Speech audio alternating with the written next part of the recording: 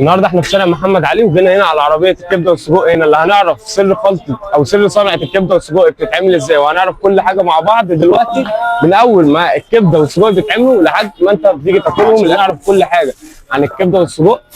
السلام عليكم. باشا. يا ريس كله تمام؟ كله تمام. الاول احب اعرف اسمك. ابو فاروق. ابو فاروق. احنا النهارده على عربيه عم ابو فاروق. عم ابو فاروق مش موجود بس فاروق موجود اللي هيحكي لنا كل حاجه. الاول انا عايز اعرف انتوا بتقفوا هنا العربيه هنا موجوده بقالها قد ايه؟ احنا في الشغلانه ديت بقالنا 15 سنه. 15 سنه هنا. الحمد لله يعني. الحمد لله. تعمل كبده وسجق بس ولا؟ كبده وكفته وسجق وبطاطس وليا كل حاجه الحمد لله. تمام. طب هو انا ممكن نعرف ده، انت كنت بتقول سر الخلطه، ممكن نعرف ايه سر الخلطه دي؟ دي سر الخلطه ديت الحاجه اللي بتعملها دي من البيت.